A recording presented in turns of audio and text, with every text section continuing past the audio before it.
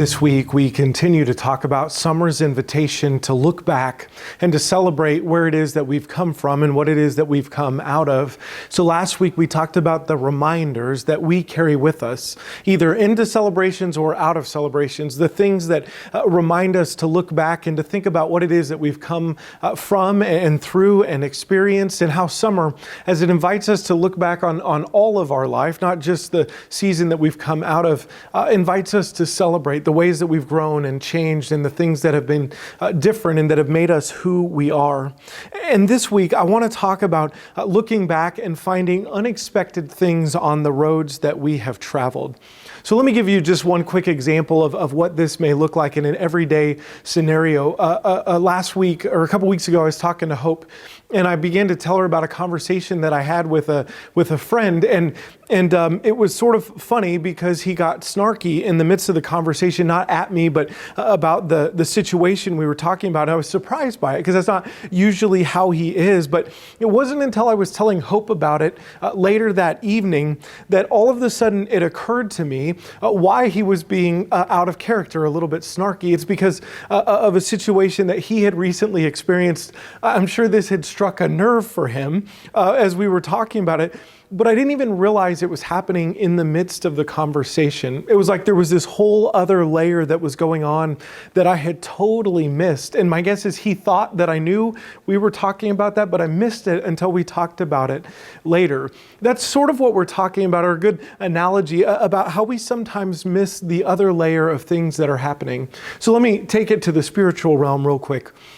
One of my favorite ways of praying is called the daily examine. The idea is that you take time examining or spend time in an examination of your day. And so some people do it at the end of the day. I like to do it in the morning about the previous day. And basically it's an opportunity to sort of open yourself, to reflect and to think through the day that you've come through, and to ask, where is it that you saw God in the midst of that? Or where did you face struggle in the midst of that?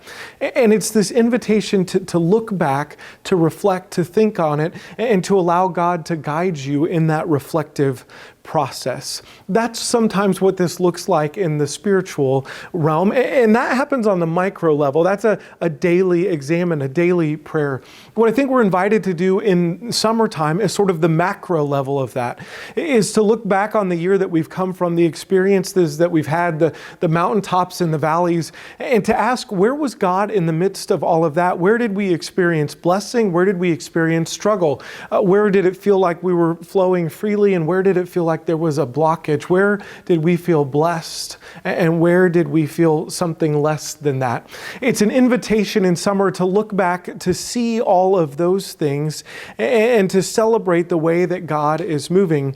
Now, in bigger changes in life, even bigger than a year, perhaps you're moving from one job or one house or one city or one whatever to another, I think that we're invited all the more to spend time reflecting, unpacking, celebrating what it is that we have come through, what it is that God has led us through. And so that's what we're talking about this morning, is how do we do that? What can guide us in that? And what might we expect, or what might we hope, or what might we pray to find? So if you have your Bibles, I want to invite you to turn to Genesis 18. We're going to read a story about Abraham. And I think it has a lot to teach us this morning. So beginning in verse 1 of chapter 18, the Lord appeared to Abraham by the oaks of Mamre, and as Abraham sat at the entrance of his tent in the heat of the day.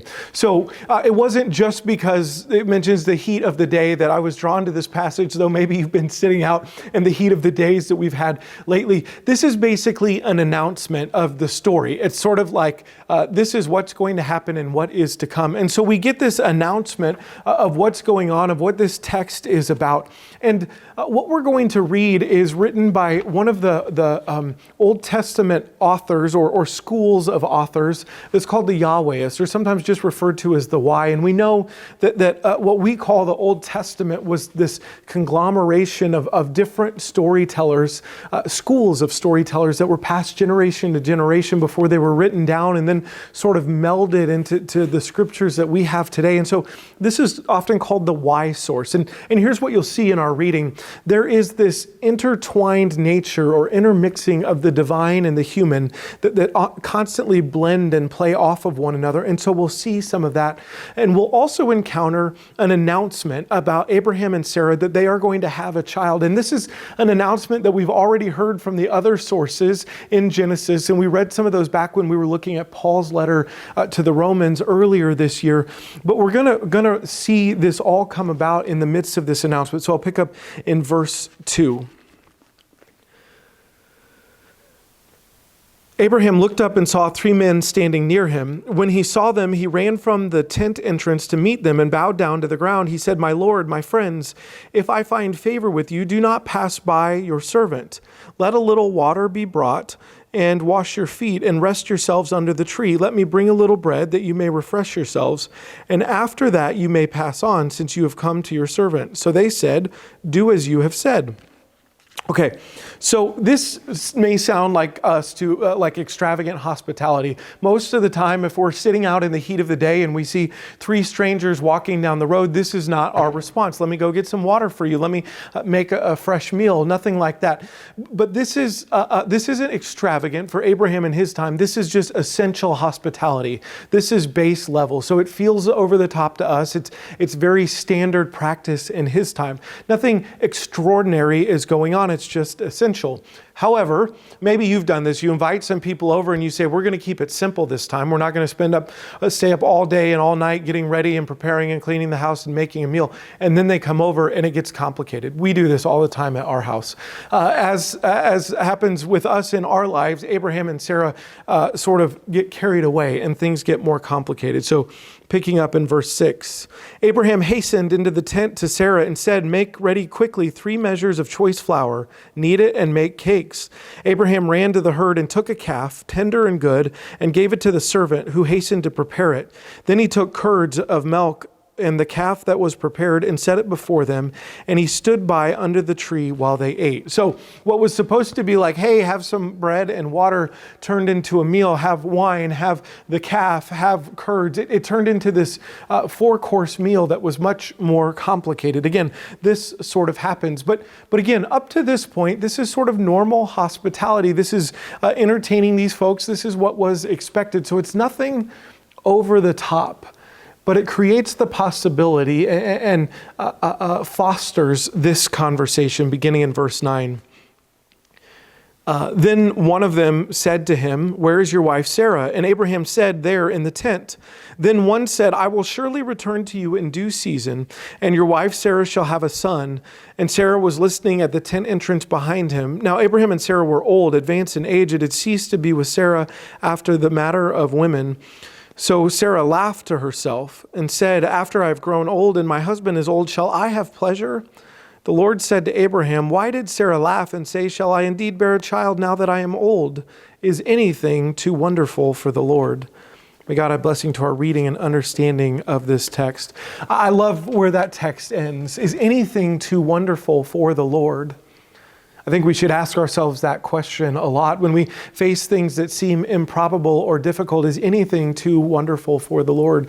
Now, this story is often thought of in many different ways, but is often shaped by the way we read about it in Hebrews chapter 13, verse 2, where it says, and do not forget to show hospitality to strangers, for by doing so, some have entertained angels without knowing it. And I love that phrase. That often shapes the way that we read this and understand this. What's clear in the writing as it's written in this particular place is that Abraham and Sarah didn't know at the beginning, or didn't seem to know, that God or the divine or angels were among them in the 3 men. What isn't clear is when they came to know this or when they became aware of it. We don't know exactly how that happened, but we know there's some sort of transformation. And I like to think about that moment. Like, at what moment were they like, oh, hold on, something's going on here? Did it happen right in the midst of it? Was it many years later where they were like, oh, that's what that was? But can you imagine that? Just put yourself in that story for a minute. If you're in that place, maybe if they would have known, Sarah wouldn't have laughed. Or maybe they were sitting and scratching their heads later and saying like, man, we should have gotten the china out. I didn't know these guests were that important. Or maybe they thought we would have swept and dusted if we knew these people were coming. Or maybe we think about it in our own terms. Have you ever thought, like, I've got some questions for God. I've got some things I need to ask. And maybe Abraham and Sarah afterwards were like, oh, that was my chance, and I just missed it. I like thinking about that because here's the deal, friends. We do this in all sorts of smaller ways all the time in our lives. Here's what I mean. I believe that God is working in and through and among us. I believe that God is around us all of the time. God doesn't live someplace else, separate, detached from all of us. I believe God is working in and through and around all of us. And the fact is that a lot of times we miss it. We can't take it all in. And so we miss out on the presence of the divine in our lives.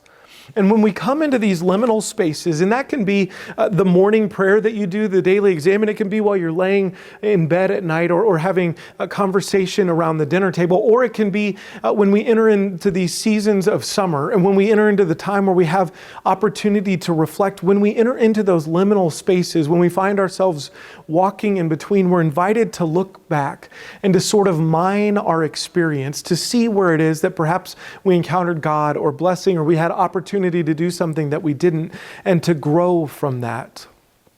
So this summer, maybe we want to look back on what we've come through, ways that we've grown and changed over the last year. We've talked about how sometimes in reflection, patterns become clearer, that things become more evident. We were aware of God and how others have left an imprint on our lives. So we've talked about the pandemic and what we've learned from that.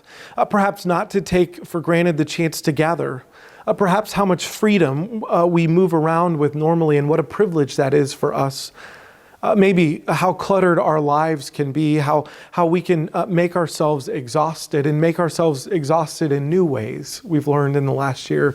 Maybe we've changed how we measure the importance of the things that we invest in and what we give our time to.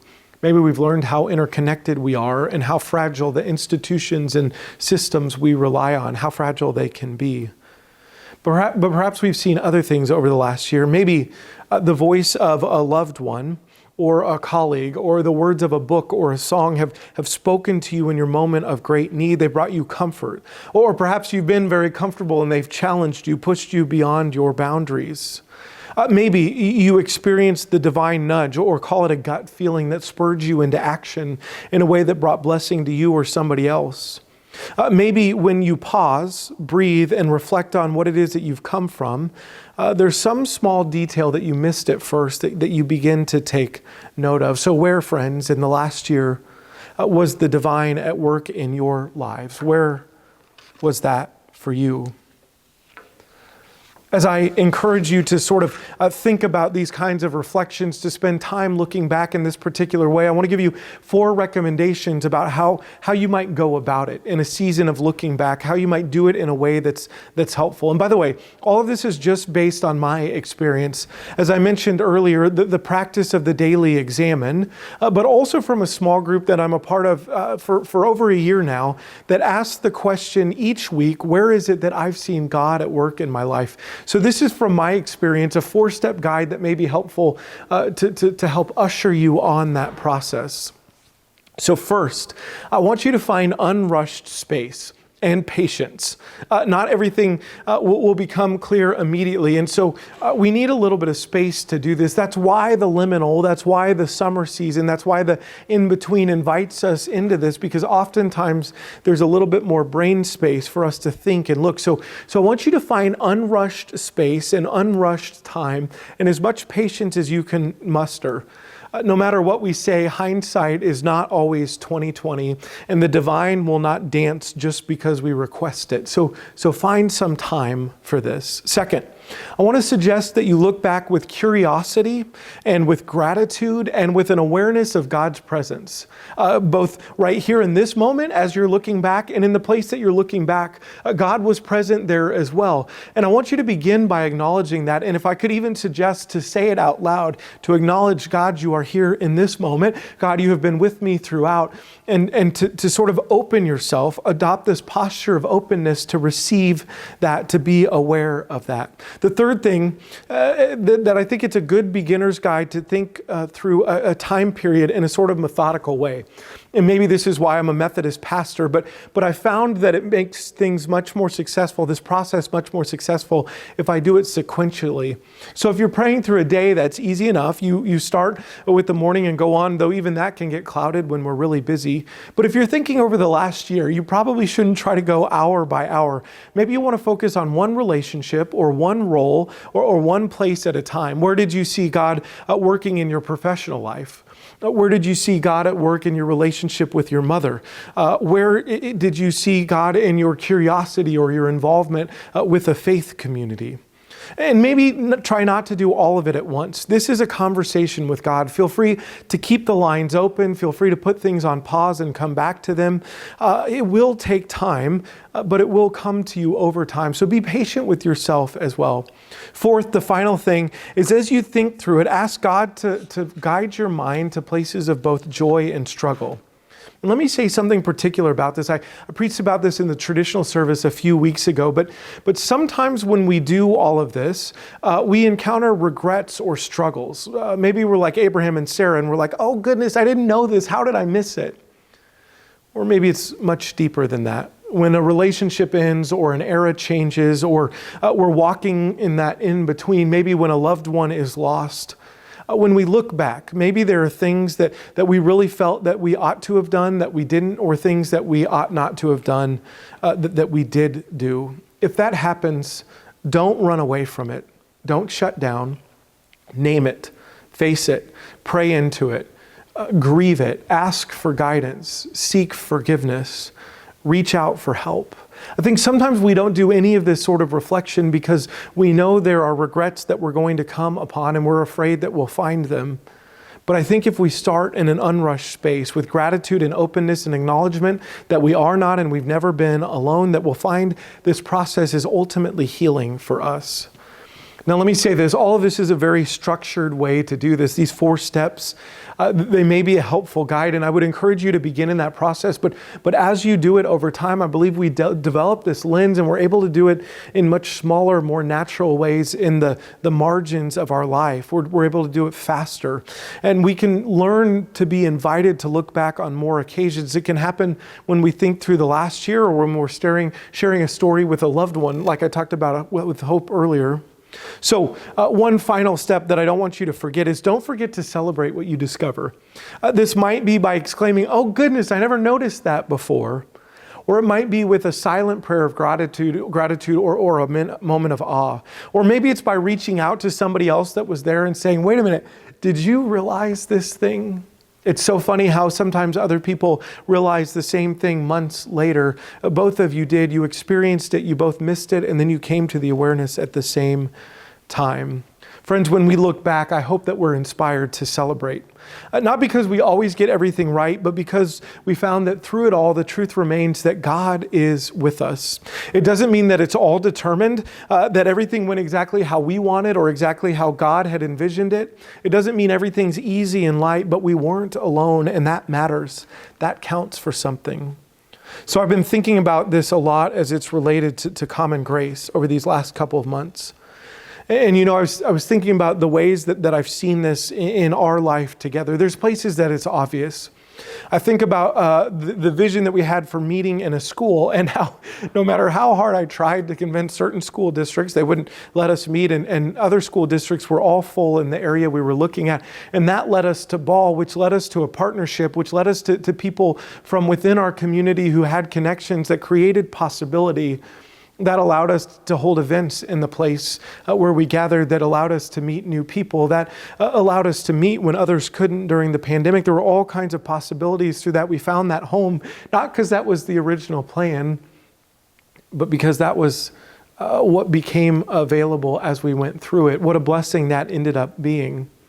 It was such a great home, but then I think, was all of that time wasted? I mean, if Common Grace is going to move to Ridgeview, to the campus of our parent church, was all of that for naught? But then I think we're a bit of a quirky community. We do things a little bit different.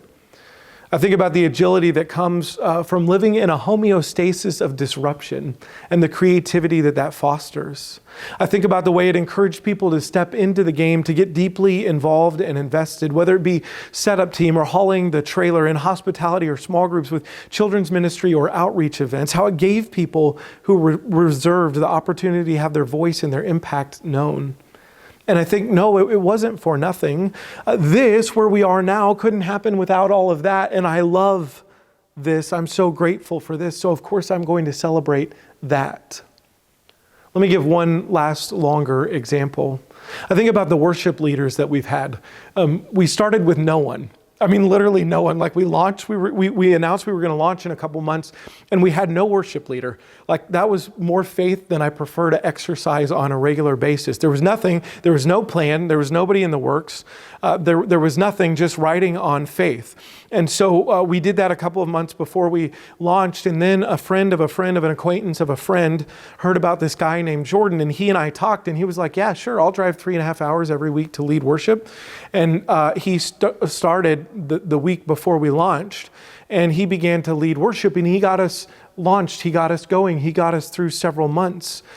And then he left, and I think about how that opened a space, and Chad would eventually step into that. But before he did, we had this long liminal in-between space of fill-ins and interims and volunteers and all of that. And one of them was supposed to be Grace Bradfield. And that connection came in that way. It snowed too much that week, so she didn't lead worship at Common Grace. But she came to our community through that, and she still to this day works on our staff, our children's staff, even though she lives in Alaska. Like, how crazy is that? All of that came in the midst of that interim period. And there was one week where we were supposed to have our old friend Newell come and lead worship. And then she had a big thing happen in her personal life, and she couldn't make it. And so we were talking, and she said, I know somebody, I'll send you his name. And she sent me Eric's name. And he was like, sure, I don't know you. I've never heard of Common Grace. I've never met you. I don't know where the Ball Conference Center is, but yeah, I'll come. I'm available. And he did. And just over a year later, he came back and joined us on our staff. And I think about all of that.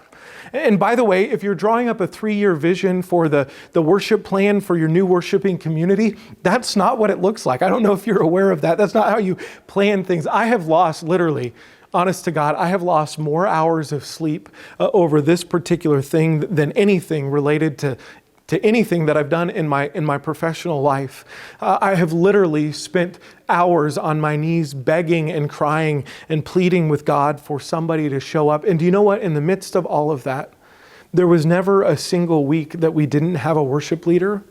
And I tell you that seems like a really low bar, but the fact is that there are times where that was nothing short of miraculous. And here's the deal. I look at all of that, and again, it's not how you draw it up, but I hope that it's teaching us how to worship better. I hope that different voices are teaching us to find our own voice. I hope that we've learned something from each of our worship leaders, whether they be staff or volunteers or fill-ins or interim folks, whether they've been with us for weeks on end or just one time. I hope that we've learned our own voice and learned to see God at work in them and learned to find God at work in our own worship through all of that. Friends, I could go on and on and on, but instead I want to invite you to do that. I want to encourage you to think about it. Where and how has God been at work in you through this community? Where were you called beyond your comfort zone? Where did you find yourself living now? Where do you find yourself living now that maybe a few months or a few years ago would have seemed terrifying or crazy to you? Where have you seen God at work? Where have you missed God at work? How have you seen your faith life grow and the rest of you grow? And what areas of you need to grow as we move into the future? Friends, I hope that we can do this together as a community in the midst of this walking in between, that we can look back and find the presence of the divine, perhaps that we've been immersed in and we weren't even aware of. But I hope that you can do this in your life as well, thinking over the last day, the last year, or the last decade, that we might look back and say, perhaps indeed nothing is too wonderful for the Lord. As you look back and lean into the places where God has been at work and the places that are a bit uncomfortable, perhaps you'll uncover what you haven't noticed before. And I hope you will, and I hope you'll share, and I hope you'll find that there is good cause indeed to celebrate. So may it be for each one of us. Amen. I invite you to take a few moments for reflection.